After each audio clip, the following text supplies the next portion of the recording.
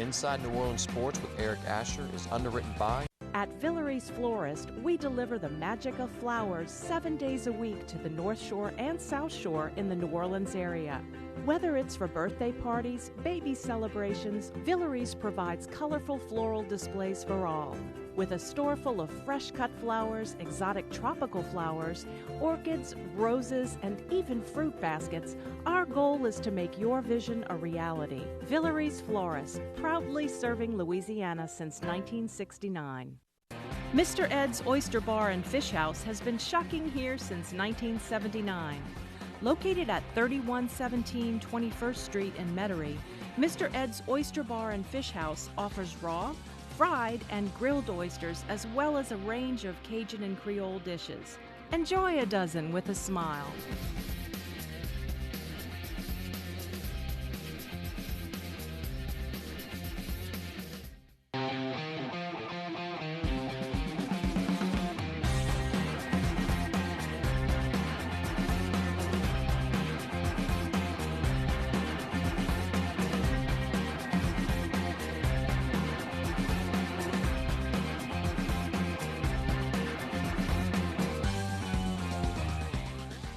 Good evening, New Orleans, and welcome to another edition of Inside New Orleans Sports. I'm your host, Eric Asher. Over the next hour, we cover all the home teams. We'll talk about the New Orleans Pelicans.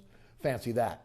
The New Orleans Saints. Also, we'll hope to get into the LSU Tigers, the situation with Scott Woodward being the new athletic director. Maybe we'll touch on Will Wade as well. Great guest for you, as always. Larry Holder of The Athletic joins us tonight. Larry, how you doing? Thanks for coming down. I did not anticipate when we scheduled this, Yes. I think 2 weeks ago, Yes, we did. that we would be talking a lot about the Pelicans. Right. I think the one word Zion changes the entire conversation. It's even what I wrote in my column. You've got Beyonce, you've got Cher, Bono. When you get a one-name guy like Zion, Right. it changes the game for sports here in New Orleans and, of course, the Pelicans. Right. Well, as part of your column with The Athletic, we'll talk about that in a moment. You even throwing some stuff out for some T-shirts, right? Zion, Nola, and AD capitalize adios on the back. Yep. So, and then from AD to Z, I like that one. Or maybe a little Zion Zen to get New Orleans sports fans a little bit of a redemption feeling. Yes. One with the no call, the way they released, able to change it, the review system to that. And now you don't have to trade for the number one lottery pick. You're getting the number one pick. No doubt. And of course, just a great day for New Orleans a couple days back. And you just gave Dirty Coast and Flirty Girl a whole bunch of ideas. Right I now. better get some royalties. Yeah, I even pitched at the end of my column. Yeah. I should just go open myself a T-shirt shop There you now. go. Hey, look, we can do some screen printing. There's somebody out there that's willing to do that, that's for sure. Before we get into it, I'm telling you right now, I'm all over it. It's one of the first sites I go to in the morning when I get ready for my show. Tell us about The Athletic. Yeah, look, it's one-stop shop really for New Orleans sports, and it's not your every little blip, oh my gosh, the Saints signed a long snapper. That's not what we do at The Athletic. We're more in-depth, whether it's columns, features, analysis, investigative pieces. That's what we are at theathletic.com. Specifically in New Orleans, we do primarily Saints, LSU, and the Pelicans. My man Will Guillory was all over it at the draft lottery in Chicago. And I can tell you right now, even though, and I think it's something you want to get into later on in the show, about maybe the shrinking media market that's happening in New Orleans, I can tell you by the time football season starts, we will have growth at The Athletic. So more feet on the ground. Not going to tease who, but we will have more feet on the ground covering Saints, LSU, all sports, and of course myself as a columnist at The Athletic. Well, with that said, why don't we start there real quick, because again, it's on everybody's mind. It's on anybody that works in media here in New Orleans. The Advocate buying the New Orleans Times-Picayune, your reaction? I'm just disappointed that I'm seeing a lot of friends lose jobs. And it comes with the territory. When you see that happen, you know that is going to happen. And it kind of brings you back to 2012 when that happened with the Times-Picayune. And I kind of came in as that was going on when I jumped on to start covering the Saints. And so, look, honestly, 2 newspapers, websites were only going to last so long. I think everyone knew it, and it was a race to who was going to win out. And, of course, I'm coming from the Times-Picayune side, and I could tell you we were as confident as ever that we were going to win out, and the Advocate was as confident as ever that they were going to kind of overthrow what happened. And I could just tell you, within the company, the Advance company, Yes. it's the only place where someone invaded a market. And when all the changes went down 3 days a week, more digital, that sort of thing, and obviously Advance felt like it was better to sell. Yes. And so I'm just curious to see what happens moving forward with the Advocate, how many people they hire. Yes. I know, obviously, they're not going to hire everyone. They can't. That's just the way it is, and that's super unfortunate. Yes. I'm just curious to see how that goes. And look, they've got a lot of great people at the Advocate too. So, Guys you used to work with. Right. A lot of people I used to work with, a lot of people I respect. My brother works for the Advocate. I'll just put it out there right now. So I was always Picayune versus Advocate. Right. We'd always tease my parents. But I still say support local news. Yes. It doesn't matter how it is. Support local news. And as I'm sure we're going to go into, local news got the right scoop Yes. on Zion as Right. opposed to the national talking head idiots who are just looking for hot take land. No doubt about it, and we're going to get into that in just a moment. Look, again, I think we all hope that John Georges is going to expand the newsroom, going to take on as much of the talent that again, the Times-Picayune has. And there's only so much you can do Right. in the It's landscape true. of a newspaper. So, but that's part of it, Yeah. and it's because the Advocate does incredible work. There's no question about it. The Picayune did incredible work, but the landscape of media, there was only one was going to survive, and it's just unfortunate that I'm going to see a lot of my former coworkers and a lot of friends who are going to be very talented, Yes. should be working in the media, and they've lost their jobs, Right. Or they'll have to move to another market, which is just as bad. sad. Yes. No doubt about it. Because a lot of them want to be here in New Orleans. Exactly. Because this is a great news market. Look, I could tell you this. I went to the Athletic, not because I didn't like my job at the Times-Picayune. I just felt like it was a great opportunity for me, my family, my career. Let's Right. give this a shot. Otherwise, I would have been there with them. I mean, Yes. there's no doubt. And it kind of sinks in Yes. when that happens. And I'm like, I mean, that could have been me. And I've been on the wrong side of media layoffs before. Right. As, you know. We were together. We were together. Yes. Yeah. So Yeah. it's Right. unfortunately part of this crazy business that we're in. No doubt. We were talking about 690, of course, when we were doing radio over there. I want to start a little bit different than just Zion, because we're going to get into Zion in a moment, because you're one of the few people, and we've talked about this the last time you were on the program, had a chance to sit down with Gail Benson, eye to eye, to get a good feel for who she is and what she wants to do with these two clubs.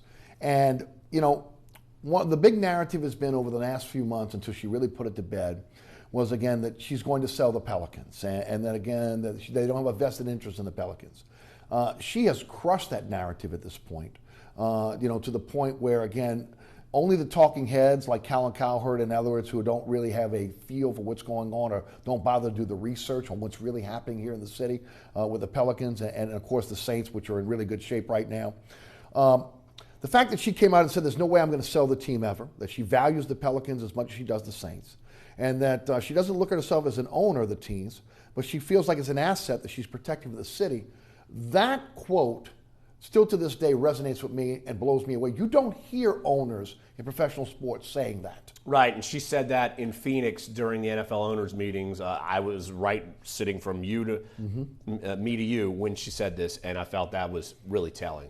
And I think it just goes, and at that point it didn't surprise me that was her attitude, because I had a chance to go up and spend a few days with her at the Benson Farm in Kentucky. And to me, people don't get that opportunity, so I've got to basically retell and validate what she's saying. And I don't say that lightly, because you know me. Yes. If I think she's full of it, I'm going to tell you she's full of it. And she is extremely genuine in what she's saying. And I'll go back to my conversation with her in December, and she's saying, we're going to spend the money.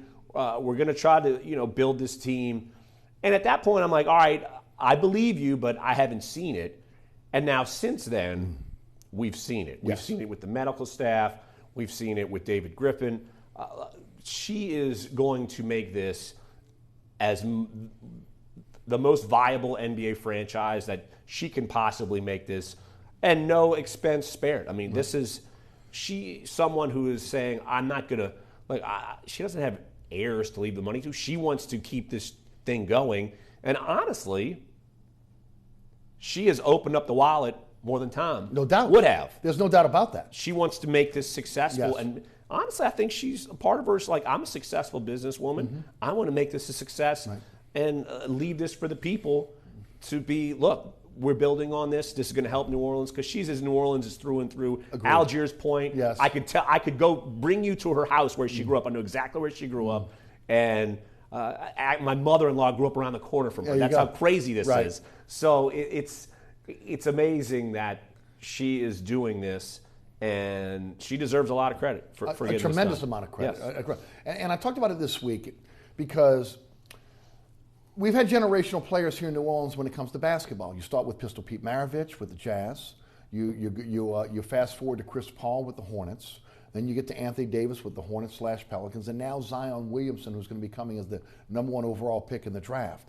But you've had ownership in the past and leadership at the top, whether it be Sam Batterstone, the owner of the Jazz, who again took them to the Salt Lake, Louis Chaffel and Barry Mendelson, who were the guys that traded away the rights to Magic Johnson, who would have been in the backcourt with Pistol Pete Maravich. Okay, you talk about Bob Bass and and Jeff Bauer with the Hornets.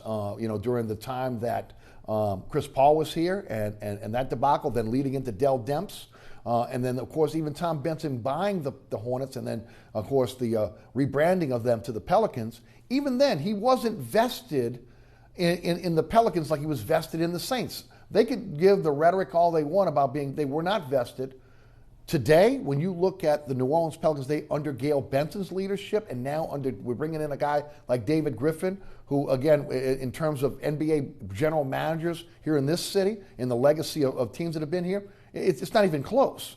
And you look at her telling David Griffin in the interview that she's willing to do whatever it takes and willing to go over the luxury tax threshold if necessary to bring a championship to New Orleans. We've never heard that narrative here. It is a game changer here in New Orleans, and it starts at the top with Gail Benson. If she doesn't sign off on it, it doesn't happen. As no doubt. She signed off on it. It's just the way that she wants this to be successful. Look, she is a New Orleanian. She doesn't want second rate in New Orleans. She just doesn't. She wants things to be first class, run first class, thought of as first class. Does she still have to play catch up in some things? Absolutely. And yet, she wants to do as much as humanly possible, monetarily possible, to make that happen.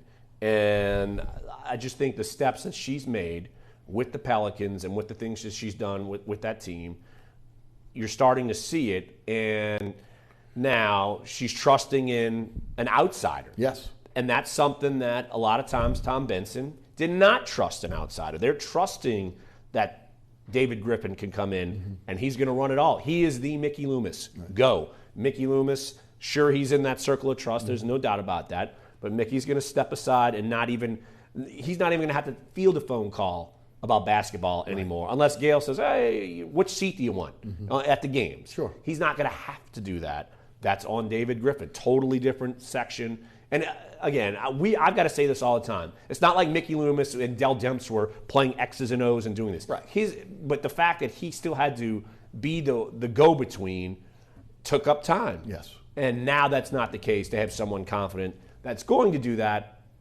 And I think just that whole step in and of itself is a sharp twist to what the Bensons would have done many, many years ago. And you're starting to see that now. It's reminiscent of when Tom Benson bought the Saints in '85 and brought in Jim Finks. I mean, it really is. That's a good comparison. Turning it over to someone that you know what you don't know, and someone that is respected across the league as one of the best minds in basketball. I mean, that's what she's basically done.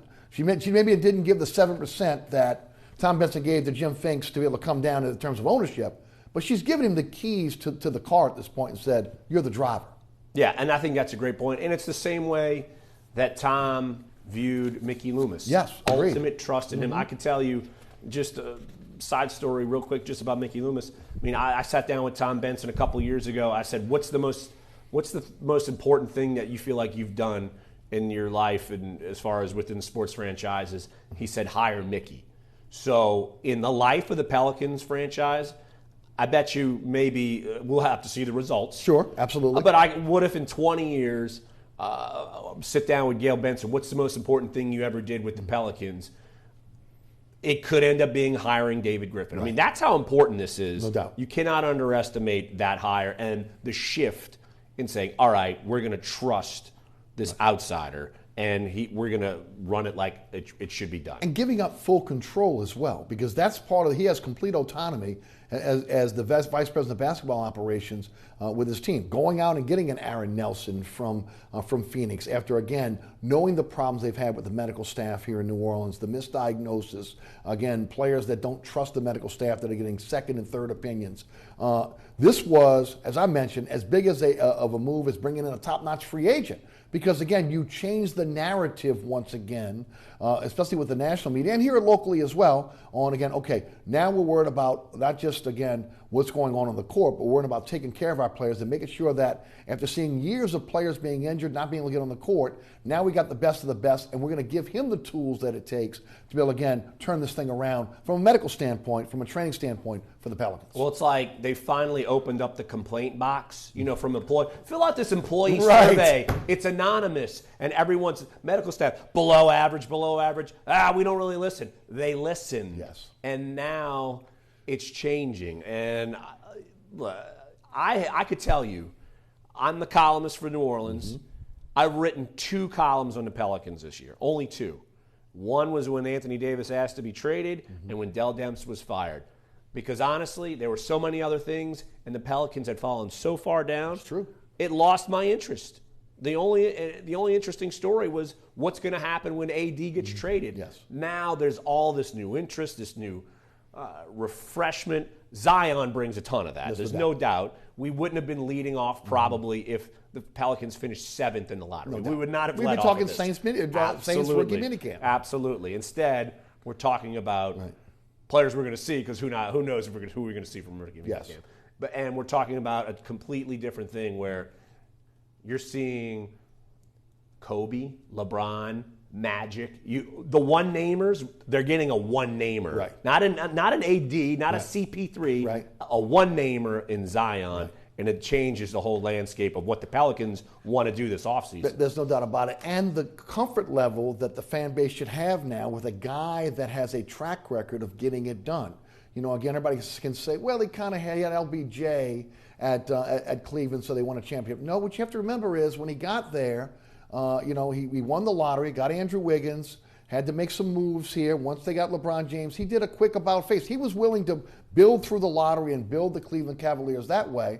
But again, being a general manager, a sharp general manager, understanding, okay, I got, at that time, the greatest player in the world, he did a quick shift and changed the paradigm, brings in a Kevin Love, and again, leads them to a championship.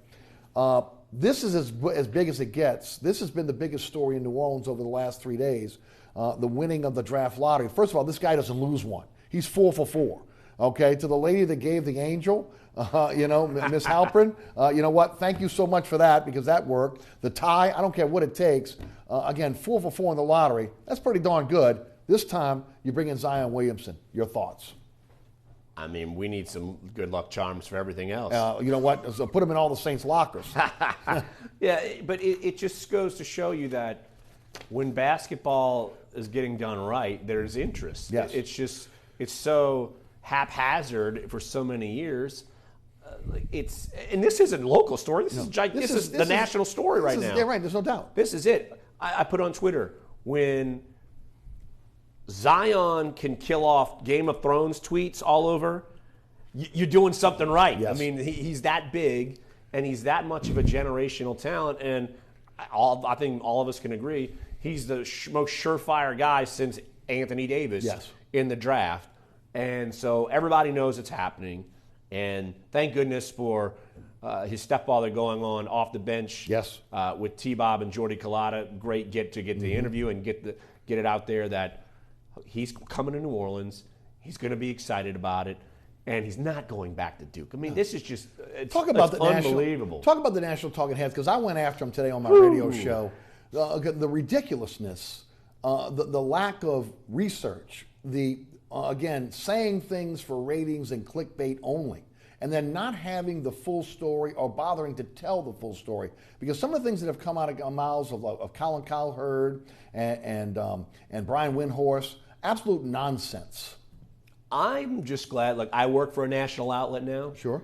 I'm so glad I work for the national outlet I work for now, because we don't do any of that nonsense. Right. We bring you educated things, and that's what people need in this time when you hear these people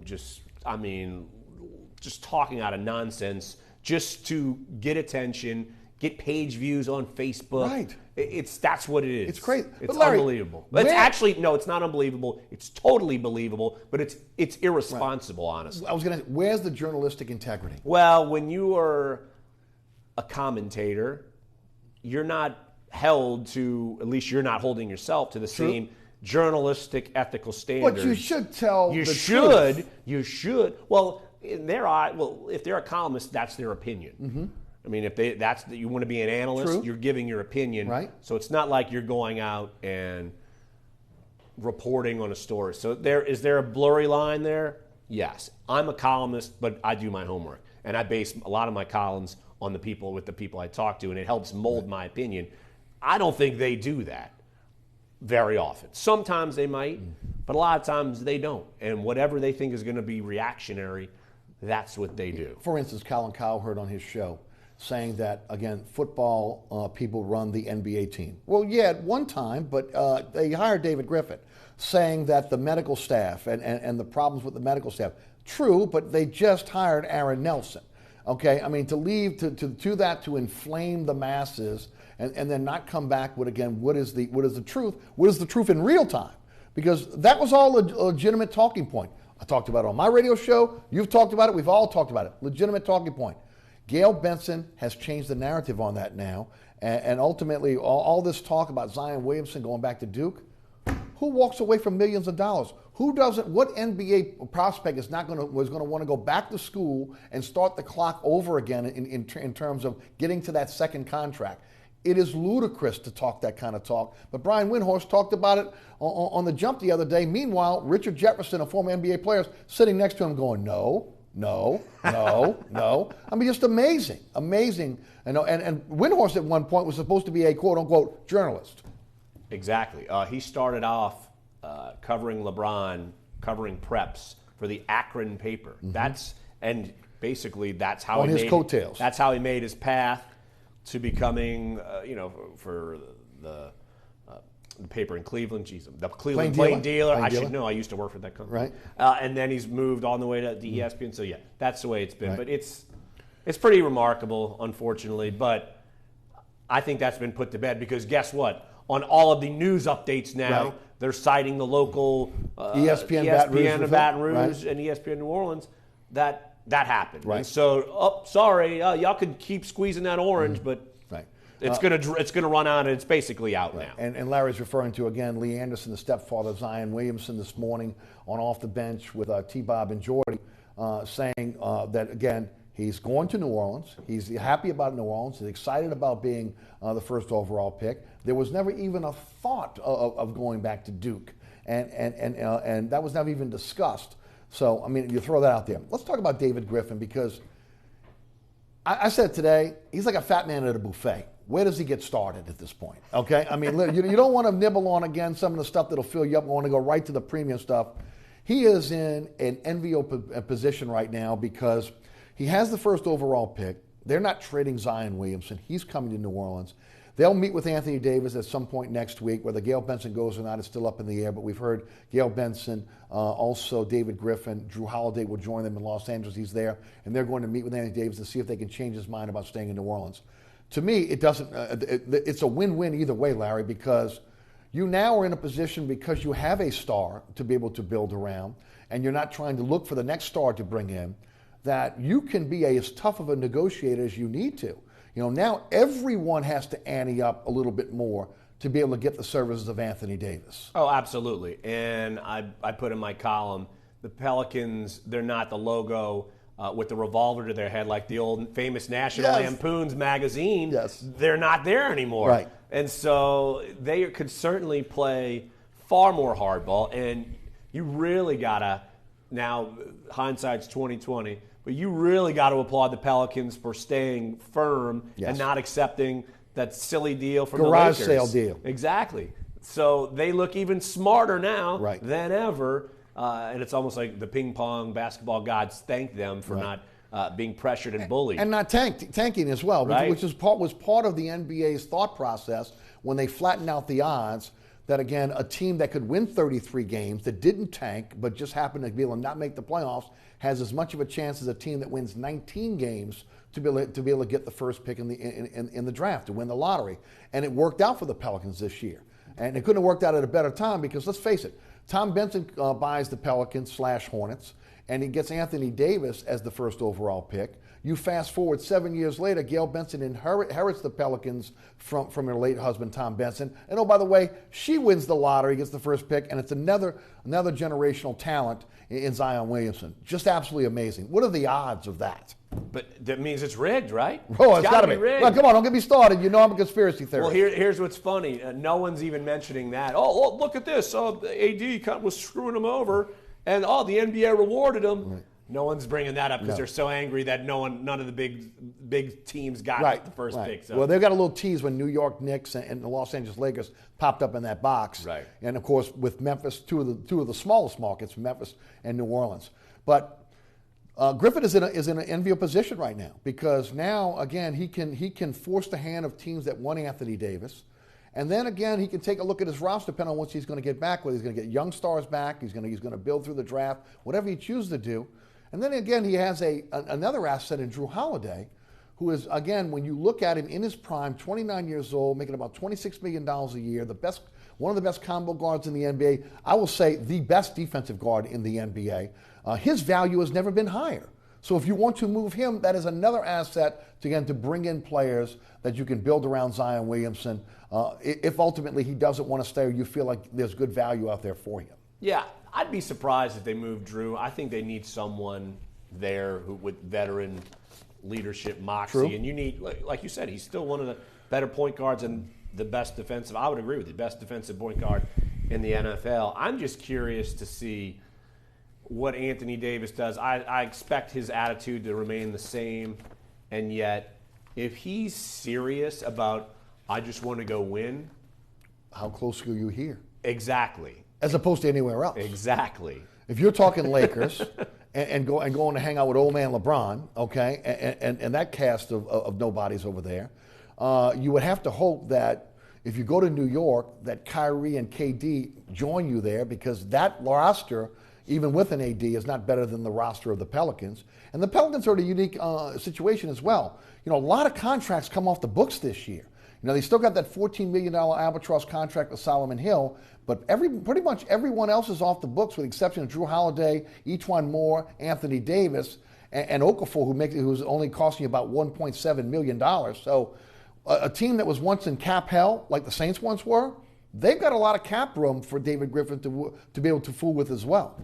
And so it really opens the door with your possibilities. And then I've kind of been debating this in my head. Okay, is it the smart move if Anthony Davis were to stay, or do you need more than just Drew Holiday, Anthony Davis, Zion to get this thing done? Do you want three or four more assets instead of AD to build kind of a complete team? Right. Which is more of the direction I'd rather see. Me too. Which is strange to say. Because he's in his prime. Right. It's so But he's strange one to injury say. away from not having him on the court. I think also, Larry, I'd like to get your opinion on this. It is much easier for Anthony Davis to go to another city rather than do a mea culpa here. He will be looked at as the savior, the star coming in. They'll be throwing accolades and bouquets at him. You know, they can't throw a parade there because we're the only ones that do parades. But, again, it is a much easier transition for Anthony Davis to go to a new franchise, a different city, than to stay here. It'll be interesting to see ultimately how he is. Again, what type of person is he? If he truly cares about winning, he's a lot closer here than maybe anywhere else he's going to be traded to. I'm not sure what type of person he is. I mean, he can't even dress himself, right? Isn't that the case? That's all, folks. That's not all, folks, for the Pelicans. That's Right. all good now for the Pelicans. And it's just, to me, do I think people would actually forgive him here? I think they would. I think they will. I think they would because Zion comes in and it just makes them better. I think they would forgive him. Oh, I don't think they would. They pretty much forgave him after everything that went down early, asking for the trading, trying to force the trade. You know, they start off booing him at the arena, and then next thing you know, he makes a few baskets, and they're cheering him. No, I think fans will forgive. They may not forget. The question is, how does he deal with the teammates that are left that he said, hey, you're not good enough to play with? And then within the organization as well. Look, he put this organization through a ringer. He cost them a lot of money. They were expected to be a playoff team this year. You don't land Zion, okay, then you're not having 3,000 people call in and want season tickets. It's going to be a grind. You want to know why those ticket personnel were screaming, howling, and jumping up and down? Because they got something to sell now. Okay, they were thinking, oh my gosh, Anthony Davis out the door. How are we going to sell tickets? Well, it's completely turned around now. Look, he's got to go to Mrs. Benson, who again has done nothing but treated him like one of her own, and he's got to do a mea culpa there as well. I just think it's easier for him to go to another city and be the star. Look, he was the victim before the antics. Asking for the trade, everyone expected it, right, and did not disapprove because they figured they left him in a lurch for too long. Now everything's drawn out. He's become the villain, which I thought it was impossible to become the villain, but he's become the villain. So I think for him it's all too beyond. He's too far gone, and he's just he wants a new slate somewhere else. And look, no problem. Because of the assets you'll get in return for him will jumpstart this team as well. But again, it's an interesting scenario because if he came back and if he was truly worried about winning, I think he'd get it much better than David Griffin, Aaron Nelson in the training room, and oh, by the way, you've already added now a potential superstar. Some are saying the next LeBron James in Zion Williamson, and Drew Holiday's under contract. So again, I guess you can only trust a man by his words, but I think you trust him more by their actions. I don't trust him by his words or his actions. There you go. Larry Holder of The Athletic is with us. We'll shift gears when we come back. We'll talk some New Orleans Saints. We'll get into Scott Woodward and the LSU athletic directorship. And, of course, your phone calls a little bit later on in the program. You're watching Inside New Orleans Sports. Larry Holder of The Athletic is our guest. I'm your host, Eric Asher. Stick and stay.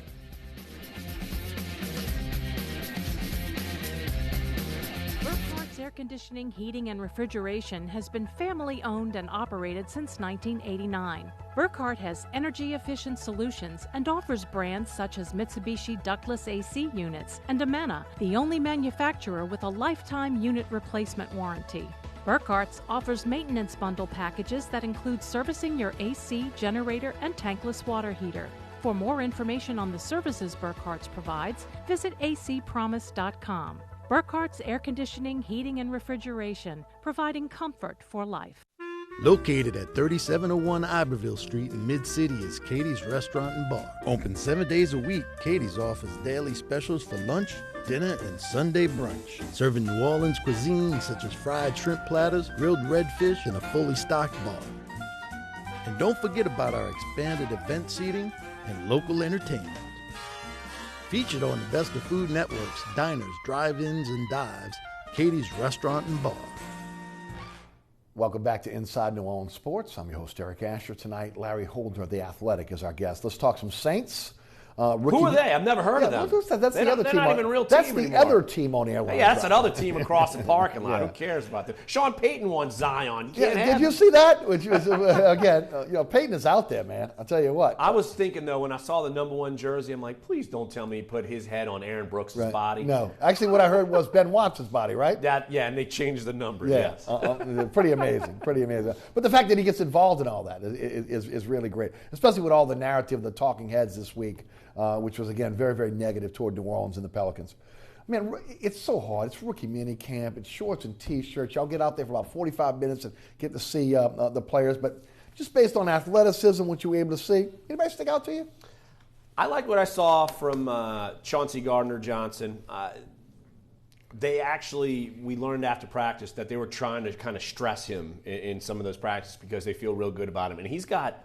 I didn't realize this. He has a pretty lengthy pass with Aaron Glenn, and that helps him immediately. Since middle school, is that? Yes, it's amazing. Right. And so it's basically he's coming in and it's like an uncle or something, basically, that he's going in, and so he knows kind of how Aaron Glenn operates and what ticks, how Aaron Glenn can tick with Chauncey and Chauncey can tick with Aaron Glenn. So I think that's something good. But we saw him responsible within less than an hour, creating 2 takeaways in one practice. One was an interception on an individual drill off J.T. Barrett on a deep ball. I mean, that's literally as soon as we walked in, he picks it off, and we're trying to see who threw it. And we're like, oh, there's Chauncey Gardner-Johnson. Right. That's a good first impression. And then he's in coverage on Alizé Mack, the 7th-round tight end, which means he's guarding in the slot. Yes. Neck and neck, tips the ball up, and Saquon Hampton picks it off behind him. So initial first impression, he looked good there. But then we talked with him a little bit after practice, and seemed like someone who the knock on him was that sometimes he comes off a little too brash and it rubs people the wrong way. And he kind of even acknowledged that a little bit, and you could see he's got some moxie, I guess. True. And so it's something he's going to have to kind of cultivate, but I know they're very excited about him, for sure. Don't you want that in the corner, though? If you're good enough, yes. Right. I mean, honestly, the great corners in this league all have had that, okay? That moxie, that ability to be able to make a play and again, show out, but then, again, get beat, forget about it, move on, I'm going to get you the next time. I mean, Lattimore in his first year had a lot of that. Last year he came back to the pack a little bit. We're hoping that he's going to be the same player that he was in the first year, but I think you need that in a defensive back. Well, you certainly do, but you don't want to be overboard. True. Especially if you can't live up to it. You can't back it up. I mean, look, he fell to the 4th round. That was a lot of teams passed on him, and a lot of people thought he was a top 45, 50 prospect, including our own Dane Brugler at the Athletic. So that's why the Saints shot up into the 4th round quickly to go get him. And so I think that's someone they're going to think about trying to find a place for him to play in the defense. Now, where is that? He's certainly got flexibility. He can play in the slot. I asked him, look, can you cover big guys just because he covered the tight end in practice? And he said, yeah, he's been able to do that. He could play safety. So I think just initially he's someone with flexibility. And does he play right away? I think we need to see that. And last year, here's the thing. If, say, he were on the roster and he was kind of the player I think he is right now, he would have been the nickel, not P.J. Williams. Right. So, and also you think about, is P.J. Williams safe on the roster? No. Is Ken Crawley safe on the roster? No. So, Patrick Robinson, we've seen him for 2 games. Right. I think he's capable. I think he's going to come in and be the primary nickel, but he's a veteran. So you've got someone there who, and look, someone like him, it kind of reminds me of like a Malcolm Jenkins type when he came in. He didn't play right away. He had to wait till year 2. Yes. Maybe that's the route for him, but they have a lot of good, strong feelings toward him, and I'm curious to see how we progress. Because OTAs start up next week. Right. We'll get our first chance to see kind of a full squad. I'm curious to see how quickly, where they kind of throw him in. Sean Vazan, our colleague, said that he looks like a nickel playing safety instead of a safety playing nickel. Would you concur I with that? think that's a good assessment. Actually, Sean and I watched the practice basically shoulder to shoulder, and we were talking. Together. Right. And so, I think that's a good assessment. I'd rather that be the case than the opposite. Yes. Having a safety being like forced in. Right. Almost like you did with Vaccaro, right? Yeah, that's why I feel like there's more of a Malcolm Jenkins type of feel to it, where Malcolm, he came in as the top corner in the draft, and then they moved him to safety. I feel like he has that sort of flexibility where he can certainly play at least the nickel spot if you need him to be. Yeah, definitely different than Vaccaro, who is what? A strong safety you're trying to shoehorn in as a nickel? Right. No, not the case. You don't want to do that. And look, everybody thought, at least the narrative was, coming out of Texas, he can cover the tight end. No, he really couldn't. Von Bell, too. I mean, he was like a strong safety, and you tried to shoehorn him in, and that didn't work either. And once they took him out of that role, and they actually had a nickel corner, Von Bell started to excel. Alizé Mack got all the measurables, okay? And y'all had a long conversation with him in the locker room about, some of the issues that went on at Notre Dame. What's your gut? He off the field, I was far the most impressed. I mean, we talked to him the longest just because he was just kind of open and honest. I'll plug my former colleague from Time Speak. Mike Triplett had a story on Alizé Mack earlier today, and it kind of stung me because I was going to write about him this week, and Zion ruined that. Yes. So I've got to put a little different spin when I write on Alizé Mack next week, teaser. But no, he's someone who he didn't fall because he was drugs, criminal activity, none of this. It was he didn't make the grades at Notre Dame, and so they sat him a year. He got suspended for a bowl game because he was late for class and he didn't go to his punishment, which was to clean up the weight room. And he got suspended. And he basically he admitted he did not take class that's as seriously as he should have. And he even said at other schools you probably would have got away with it. Right. And at Notre Dame you don't. And so that's what happened. He certainly has the measurables, was the number 1 tight end in the country when he came to Notre Dame out of high school. And to me, he seems like someone who knows that he's got to grow up and really just laid it all out for all of us when we talked with him after practice. And I was very impressed with that. And to me, he's someone who, man, you root for this kid because if since it's football now, and that's what he loves, he's going to dive. It was never a question of football. Right. It was just class. Sure. Like geology or whatever. Right. Nonsense. So I think he's going to dive in, and athleticism, he's got it. Right. So we'll see if he can kind of keep his head in the playbook and kind of master all that. I think he's in a perfect position because Cooks is in his 30s. They need to have a tight end they can develop. Will it be Arnold? Again, they've done what they could do with Josh Hill at this point. He's got a legitimate shot here because of the opportunity in a couple years of maybe ascending that tight end. And he's everything you want in terms of, you mentioned the measurables for a tight end. Right. And I'm not saying this is who he's going to be. Right. But it's the way Jimmy Graham came in 2010. Yes. You had Shockey was the starter. Yes. David Thomas was basically like Josh Hill. And then you had your developmental athletic guy, Jimmy Graham. It's the same route. You've got your star, Jared Cook, who you can go in and play at least for 2 years. And Alizé Mack can maybe develop, and if he develops quickly, like Jimmy did, he gets more playing time. Right.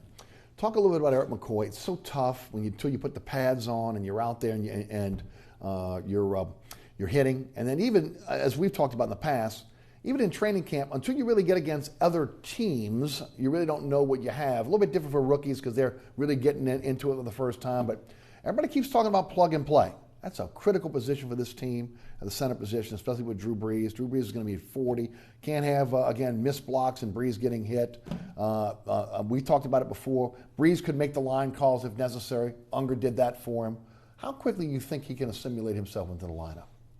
From everything I've heard and read and the way you can watch him play, you think he could come in quickly. But it's a different ballgame, NFL to college. I had a good conversation with him after that Saturday practice last week, and I just asked him, how many times have you actually snapped under center? That's something you don't even think about. Right. But it's far more often in the NFL. He said about 85% of the times he snapped in shotgun in college, maybe more. And that's not the case in the NFL. And so I think that's something he's got to learn again. Right. And especially with someone like Drew Brees, who's used to a consummate veteran doing that. And so I think there's certainly going to be has to be a quick learning curve for Eric McCoy, but I certainly think he's capable of that. I mean, he's going up against some of the nation's best. There's no doubt. And done successful against some of the nation's best. 3 first-round picks at defensive tackle, and you'll watch the tape, and there's a reason why the Saints shot up to go get him, because if he can play that well against those 3 guys, he could probably come in and do the same in the NFL. And I think he's going to be the starter week 1. I really do. Give Mickey Loomis a lot of credit on the deal that he got for Nick Easton, because it's basically a series of about 1-year deals. They get out this year, which is about $4 million. Talk about him. What do you think going forward? Again, we haven't seen him on the practice field yet, but again, you've got a situation with Andres Pete in the last year of his deal. You've drafted a young center that you hope will be your center for the next 10 years. Where does he fit? I don't know yet. I think he's going to, at first, be Senio Calamete. That's my guess. Because I didn't buy him, oh boy, he's going to be the center. I'm like, well, you have to say that because it's late March and it's the owners' meetings and you're a month away from the draft, even though after they got Nick Easton, Sean Payton still say, man, we need to beef up that interior offensive line, meaning you knew they were going to go get someone somewhere in the draft. Sure. And I would say for now, I'm looking at him as a Kelemete type of guy. Someone six offensive line spot. He can't prove to me he can stay healthy. I mean, so that's why you have this structure of a deal. Mm-hmm. And, of course, it all leans into what about Andres Pete. And it's understandable because big money this year. He's going to want to cash in next year. The Saints have too many other monetary issues elsewhere, Michael Thomas, right, and others. And you're going to have to pay other offensive linemen coming up. The fact that McCoy is cheap might open the door for Pete. Right. That, to me, that's like, all right, well, maybe you can, but I just don't think they're going to want to do it. Right. Excellent article a couple weeks back. I talked about it on my radio show as well, went and did the research, and it's mind-blowing when you do the research and you look at the contracts that are coming up over the next couple of years. We talked about it on this show a couple weeks ago as well. I thought you did a very, very thorough article on it. Talk about it. I just mentioned 4 names. Michael Thomas, I just brought up. He's going to cost you $20 million a year. Mm-hmm. Where do you pay it all? Depends. But it's going to be $20 million a year. He's going to be the highest paid receiver in the history of football. Great. Cam Jordan. If I'm his agent, hello, right. My decline deserves Didn't you write contract. that he's the 19th highest paid defensive end I think it's like 15 or 16, okay. and I wasn't necessarily even counting like J.J. Watt. Right. So it's amazing. Yeah, and you have all these people who are sort of on the same level, but still not. And it's like Olivier Verding, it costs like $6 million a year per average more than him. It's like, it's absurd. And he knows it. He even pokes fun. Like, Melvin Ingram's making this much and I'm doing this. So he can at least joke about it. I mentioned Pete. And then, I threw in Alvin Kamara because he's going to get a Todd Gurley type of deal. There are only 3 running backs that average 8-figure salaries, so $10 million plus. It's Gurley, it is David Johnson, and I'm blanking on the other one. At some point, Saquon Barkley's going to be up there too. Yes. But he's going to have to be within that category. Oh, it's Le'Veon Bell. Yes. He's going to have to be in that category, and he is eligible for a contract extension after this year. You play 3 years, that's when you're eligible. That's why we're talking a lot about Mike Thomas. So you've got all these deals, and in the offseason, Von Bell, this year, Eli Apple, right. Onyemata. Then the following year, you've got Larry Warford. Right. You could have Demario Davis. It's a ton of people, and it keeps coming and keeps coming. Cook, Wolford, Hendrickson, Edwards, Davis, Anzalone, all in 2021. You mentioned Kamara, Jordan. Next year? Brees, Bridgewater, Pete, Bell, Onyemata. I'm glad you brought my list. I got it all right here, Daddy. I mean, I'm telling you right now, and then we haven't even mentioned Marshawn Lattimore. Yeah, you at least get the 5th-year option with him and Ramczyk. Exactly. You get a little reprieve there. Right. And you've got the dead money for Brees as well that you're going to have to deal with. Or do you want to keep paying him? Right. And then how do you hold on to Bridgewater? And that's the thing. I wasn't even counting quarterback money in there. Right. What do you do there? Right. Mickey Loomis has been a magician. We know he's done it in the past. I'm sure they've had a plan preparing for this, but this is what has happened to a lot of teams that have drafted well, gone on to win Super Bowls. The problem with the Saints is they've left 2 on the table now with this core. Man, I tell you what, there's got to be a sense of urgency this season. You don't want to come out. I mean, it's almost like what we saw with San Francisco and Seattle back when they were making their first run. I was going to mention Seattle just now because now Russell Wilson's getting paid. Right. And that team is all kind of decimated. Well, look what they've done. Right. I mean, they're getting rid of a lot of their stars because of it. Right. And they had to pay a bunch. Right. But Russell, they kept kind of pushing back, and then they had to pay him, and now they're having to build around him as opposed to Russell being cheap, and they're having all these great young players that all kind of came together at the same time. 2 more questions before we go to the phones. Any undrafted free agents kind of stick out to you during a rookie minicamp that you think may have a chance to stick? During the one practice I saw, no. Okay. I do think, though, and it's in a mailbag I just posted. It literally got published as I parked here. Okay. Nebraska running back Devin Azigbo. I Right. think he's someone I think we need to keep an eye on. He was very productive in Nebraska. That third running back spot is wide open. We've seen undrafted guys win those jobs plenty enough at times in the past. I think he's someone I'd keep an eye on. And, look, people on Twitter are thinking, Lil Jordan Humphrey's the next Michael Thomas. I mean, give me a break. Right. But he is someone, big body, who can play the slot. He played the slot a lot at Texas. And I think that's what they're going to look at him at. And he's someone to look at. But, I mean, right now you're just throwing darts. It's like I wouldn't have said Taylor Stallworth last year, Sure. J.T. Gray. Come on. I don't know. Yeah, no doubt. All right, final question before we go to the phones. What are they missing? Second wave of free agent is coming through right now. You're going to start to see some cuts of some veterans as we get into training camp. What are must positions that they have to either upgrade or add depth to? I think defensive end, they need to add a veteran there. I know there's a lot of panic at defensive tackle. Look, David Onyemata is going to be suspended maybe for like a game, maybe two. So I'm not that panicked about that. They got Mario Edwards in there. He can play, and they're going to have some guys. It might be patchwork for a game or two. But I think Onyemata can fill in fine. You'll get Rankins back. I feel like that defensive end spot, rotationally a little bit with Marcus Davenport, I think they need to bring in another veteran. And they signed Sylvester Williams at defensive tackle, veteran during the rookie minicamp. So I think they're going to see what they have with him there. To the phone lines we go. Jeffrey is on the West Bank. Jeffrey, welcome to Inside New Orleans Sports. How you doing, Jeffrey? Thank you for taking my call. Thank you. I want to speak about the NBA, Zion. You know, we need to stop saying that this area is not a basketball town or a basketball market. It's far from true. And the numbers say it. A market is not just the amount of people that live in the area. It's the enthusiasm for that sport. True. It's the percentage of the people who like the sport. And it's been proven. ESPN has done this the past several years where New Orleans is the number 3 NBA market. Yes, they are. So we need to stop saying this, stop perpetuating this thing about this area of the country when it comes to sport. We love sports altogether. Yes. And basketball is one of them. Couldn't agree with That's you all more, I have to Jeffrey. say. Jeffrey, I would say we would not include you, Eric, and me. It's the outside nonsense that we've heard all the rhetoric basically about Zion. True. It's the same folks.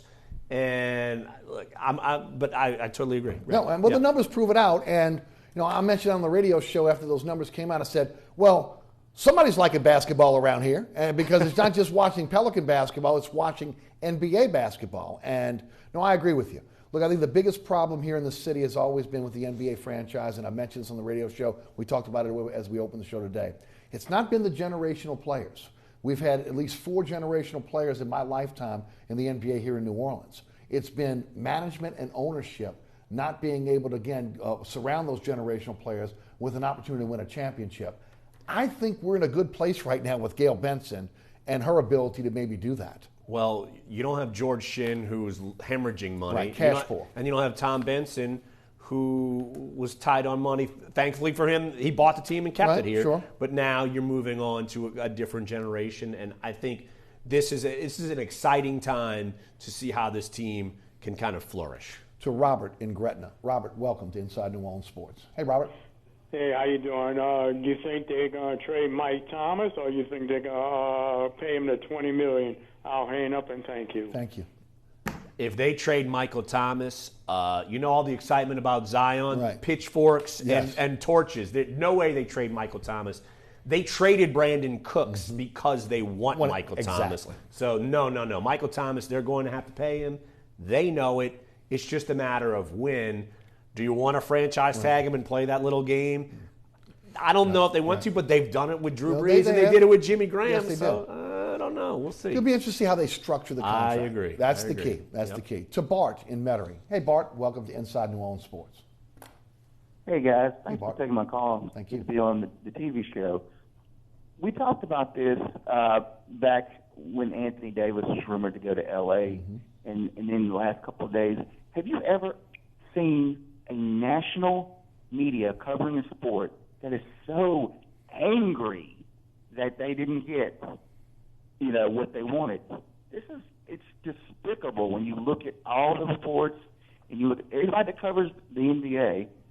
They are big mad that he's here, that Zion's going to come here. Yeah, What do I you couldn't think agree with about you that? more. Larry? They are showing their anger and a little bit of their bias because Yes. West Coast, angry. East Coast, angry.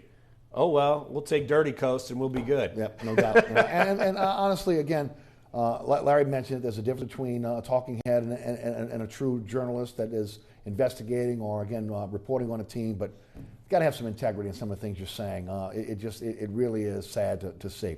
We've only got about 2 minutes left. You're an LSU graduate. You covered the Tigers for a long time. Your thoughts on Scott Woodward? I don't think you could have done better. I mean, it's a total 180. We're talking about like attitude toward a program. They couldn't have made a better hire. Now, does he have some challenges ahead? Sure. I mean, LSU recruiting and football is moving. It looks like the program's moving forward. How much more forward can they move? We'll see. I think there's obvious questions with the basketball program. Is Will Wade safe from NCAA investigations? Maybe he got past that FBI probe. We'll see. I think baseball, I think there's a bit of a question mark there just with the way that this season's gone. I mean, it hasn't gone. They're going to potentially host, but still, there's always little bits of rumblings there. I mean, because it's almost like the LSU athletic program is kind of hit a stagnant spot. You know, you're used to seeing championships here, there, everywhere, not seeing them as much. And you're bringing in Woodward to gain assets and win championships. I mean, that's what you're doing. And I know he's hell-bent to do it. Yes. But those are the challenges he kind of has on his hands. Yeah, no doubt about it. I would throw women's basketball in there as well. Nikki Fargas hasn't lived up to her billing. No, I think it's going to be interesting to see, again, how patient he is with Ed Orgeron, with Will Wade, with Paul Maneri, who, again, seems untouchable because of what he's done in terms of winning championship, and Nikki Fargas. And I mentioned this last week, is the status quo good enough for LSU football? I say it's not. I say eventually people are going to say, hey, we need to win championships. Can't just keep coming winning 10 games and going to a nice bowl game. It's got to be more. And on the basketball side, a lot depends on what's going to happen with the NCAA. He comes in as a fresh face, and we know the type of coaches that he has hired in the past. He won't be afraid to pull the trigger on Will Wade if necessary. I mean, the last two coaches he hired were Jimbo Fisher and Buzz Williams. And those are stud coaches in both of their professions. So if change needs to be made, he's not afraid to make it. And he's got the LSU community behind him because 1,000%. He's the ultimate insider. I mean, again, the boost from the boosters to, again, those that make the decisions. There's a reason why he is in place there. And, of course, again, his background in politics. So you can't get more political than LSU athletics. And you need to win the political game. And I don't think Joe Oliva's winning too many political games. Not at all. You win a lot of games, though.